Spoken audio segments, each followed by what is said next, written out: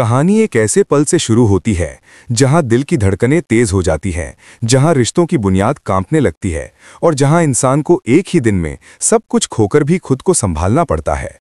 जिस घर में कभी देव की हंसी गूंजती थी, वहां आज सन्नाटे की एक तेज लकीर उसकी किस्मत पर खिंचने वाली थी। दोस्तों, जरा सोचिए, क्या होता है जब एक बेटा जिसे बचपन से मां की ममता का सहारा मिला हो, अचानक उसी मां की नजरों में पराया बन जाए। क्या प्यार इतना बड़ा अपराध हो सकता है? आप क्या सोचते हैं दोस्तों? सवेरे का वक्त था, हवाओं में हल्की ठंडक थी, पर देव के दिल में एक बेचैनी सी उठ रही थी। ऑफिस में बुलावा आया था और देव समझ नहीं पा रहा था कि अचानक चंद्रिका ने उसे क्यों तलब किया है। लेकिन वो उम्मीद लिए अंदर गया, शायद किसी काम की बात होगी, शायद कोई नई जिम्मेदारी। पर उसके कदम जैसे ही भीतर पड़े, चंद्रिका की नजरें देखकर उसका दिल डूब गया। वो नजरों में प्यार नहीं था, वो एक अजनबीपन था, जैसे वो कोई अनचाहा इंसान हो। देव ने धीमे से कहा, मासा, आपने बुलाया? पर अगले ही पल उसकी दुनिया हिल गई जब चंद्रिका ने ठंडी आवाज में कहा, देव, आज से तुम इस ऑफिस में काम नहीं करोगे। दरअसल तुम इस घर का हिस्सा भी नहीं रहे। देव का चेहरा सफेद पड़ गया। उसने झटके से कहा, मासा, अब मजाक कर रही है ना? मैं बेटा हूं आपका। चंद्रिका ने क्रोध में आंखें तरेरी और गरजते हुए बोली, हमारा रिश्ता उसी दिन खत्म हो गया था जब तुमने हमारे ऊपर उस वसुधा को चुना। अगर तुम्हें अपने प्यार पर इतना घमंड है तो जाओ, वही प्यार अब तुम्हें 2 वक्त की रोटी दे देगा।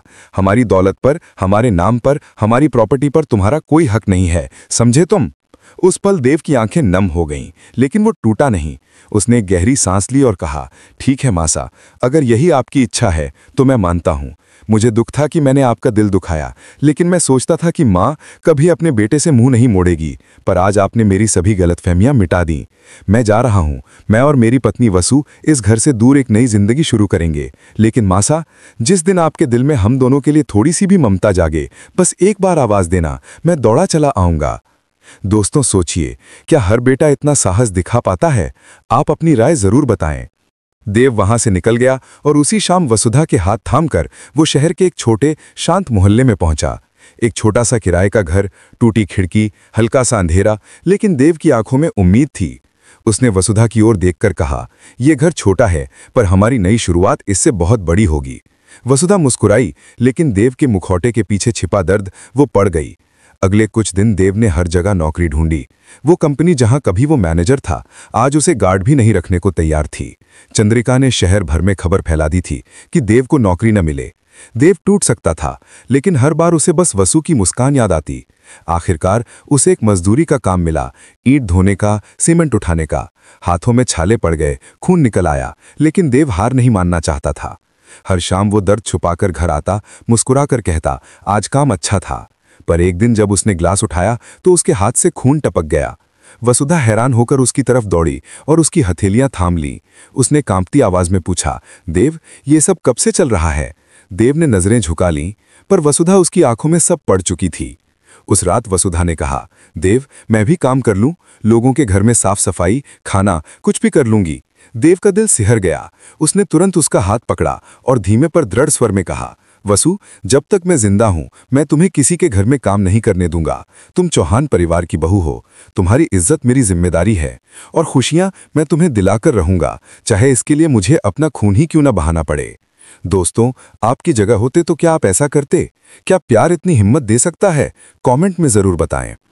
उधर चंद्रिका, जिसने सब कुछ छीन लिया था, फिर भी बेचैन थी। उसे रातों को नींद नहीं आती थी। देव की आंखों में जो दर्द उसने देखा था, वो एक साए की तरह पीछा कर रहा था, पर उसके अहंकार ने उसकी आवाज बंद रखी थी। वो बार बार खुद से कहती, मैं सही हूं, मैं सही हूं, लेकिन दिल की गहराई में कहीं उसे लगता था कि उसने अपने बेटे को खो दिया है। दिन बीतते गए, देव मजदूरी करता रहा, वसुधा उसकी मरहम बनती रही। दोनों ने एक दूसरे का हाथ थामकर हर मुश्किल का सामना किया। धीरे धीरे उनका छोटा सा घर हंसी से भरने लगा। गरीबी थी, पर प्यार अमीर था। चोटें थीं, पर दुआएं बड़ी थीं। और इसी प्यार की रोशनी ने एक दिन चंद्रिका के दिल की दीवारें भी हिला दीं। उसने दूर से देखा, देव और वसु कम में भी खुश थे, और वो खुद महलों में रहकर भी अकेली थी। आखिरकार एक रात उसने मान लिया कि गलती उसी की थी। बेटे को दूर करना, उसके प्यार को सजा देना, ये माँ का काम नहीं था। क्या वो देव को वापस बुलाएगी? क्या माँ बेटे की दरार भर जाएगी? दोस्तों, आपकी क्या राय है? बताइएगा जरूर। लेकिन कहानी यहीं खत्म नहीं होती। देव और वसुधा की जिंदगी अब सिर्फ संघर्ष नहीं थी, बल्कि एक सीख थी कि जब इंसान टूटता है तभी उसका असली चरित्र चमकता है, और जब इंसान अपना घर छोड़ देता है तब उसे अपने प्यार की असली ताकत का एहसास होता है। देव ने सब कुछ खोकर भी सब कुछ पा लिया, और वो था वसु का बिना शर्त साथ। कहानी अंत में वहीं पहुंचती है जहां दिल को सुकून मिलता है। देव ने जिंदगी से हार नहीं मानी, उसने प्यार को चुना, सम्मान को चुना और खुद को साबित किया। और एक दिन, हाँ एक दिन, चंद्रिका के दिल में मातृत्व जीता और उसने महसूस किया कि बेटे को खोना सबसे बड़ा दुख है। इस एहसास की एक पुकार उसके दिल से निकली, और शायद आने वाले दिनों में वो पुकार देव तक भी पहुंचेगी। अंत यही कि जिस रिश्ते की नींव प्यार पर रखी हो वो कभी टूटता नहीं, बस थोड़े वक्त के लिए घायल हो जाता है और फिर पहले से ज्यादा मजबूती के साथ खड़ा हो जाता है।